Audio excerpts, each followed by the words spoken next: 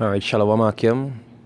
I'd like to say Kal Halayim, Yahweh Ba'ashem, Yahweh Shai, Ba'ashem Rakakodash, to double honors the apostles and elders of Great Millstone and rule well.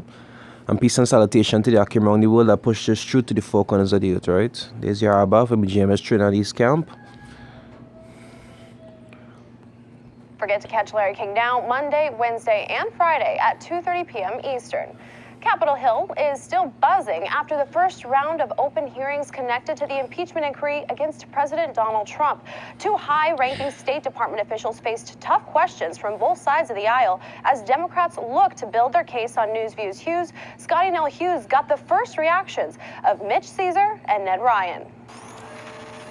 There was no quid pro quo. There was nothing impeachable. In fact, Representative Ratcliffe asked both Kent and Taylor, was there anything on the July 25th call that you considered impeachable? And neither of them said yes. And I think what's going to be interesting is if the committee... Okay, a lot of people who has followed the news to know that the talking about impeaching Trump, we understand because he's doing a lot of bad things and that he was, and, you know, because of the government shutdown and so forth.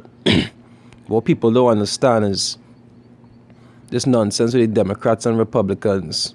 You understand? It's not like if they're not down for the order. You understand? They just work on a system called dialectic thinking. Another term for it is thesis and antithesis, which is two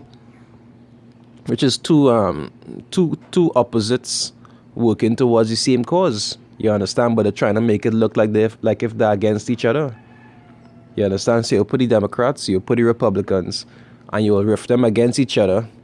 But really and truly, both of them down for the same cause.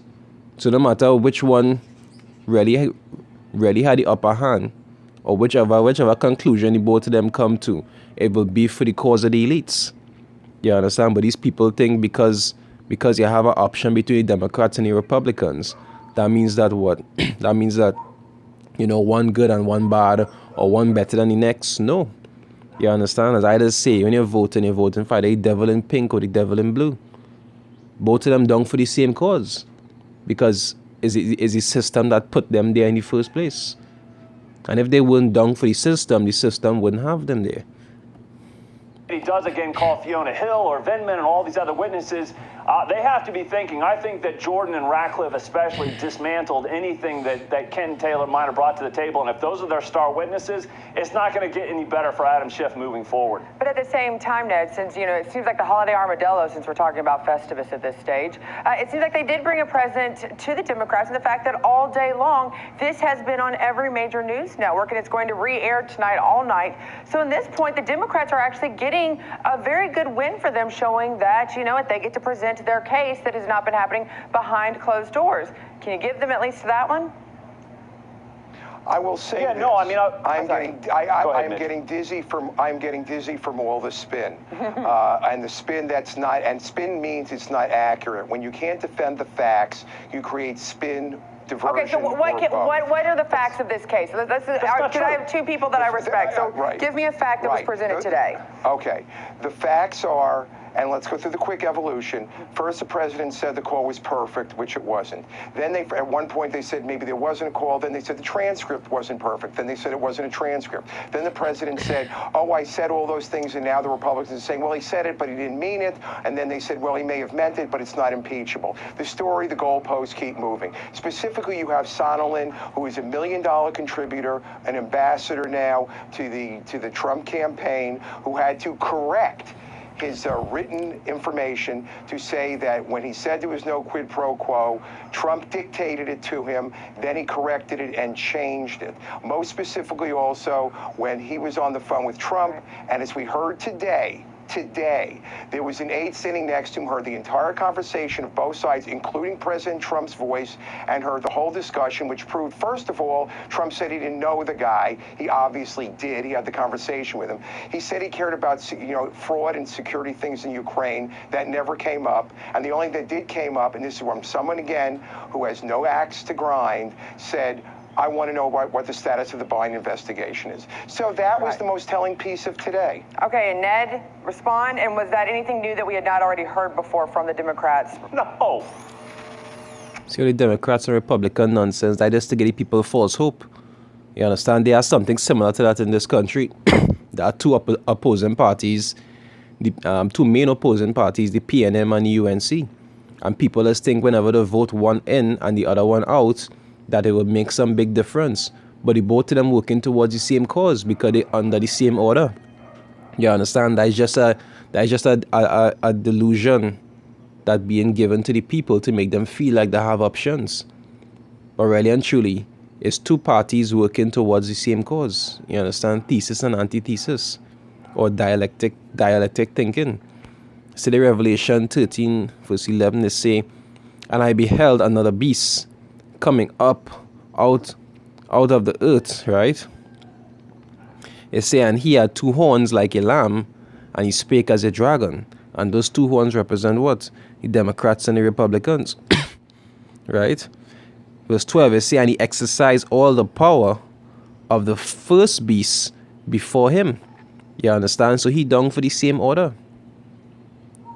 He dung for the same order. You understand? He not different. He not opposing this the image or the beast. He dung for the same order.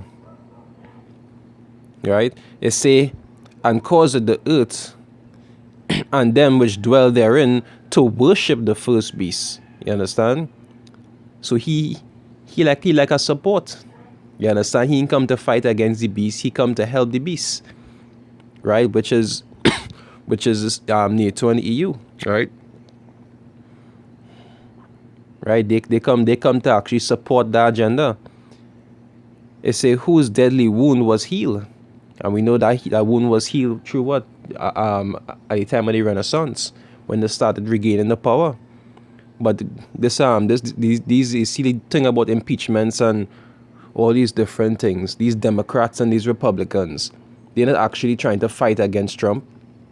You understand? They dung for the order, but they have like a script they had to follow to make it look convincing to the people, to make it look like if they really dung for they dung for America and they want the best for America. No, they have their orders to follow. You understand? They dung for what the system promotes, or what the heads of the system promote, and they're just going along with her. But that opposite party thing is just to make people feel like they have options. Like if you stick with the Democrats, them will have their good agendas, and if you stick with the Republicans, they have their good agendas. But no, both of them is just appearing to be opposite, but they're working towards the same cause. You understand? They don't care about the people. You understand? Let's say I'll touch on that as they're talking so much about this impeachment, and that people so blind. Those people believe that these Democrats and Republicans are actually seeking their best interests, not knowing that, as the scriptures say, we say in verse chapter 12, it says, "And he exercised all the power of the first beast before him, and caused the earth and them which dwell therein to worship the first beast." You understand? So he Democrats and Republicans, they there to support the beast. You understand? They're not there to support the people. Anyway, with that, I say shalom.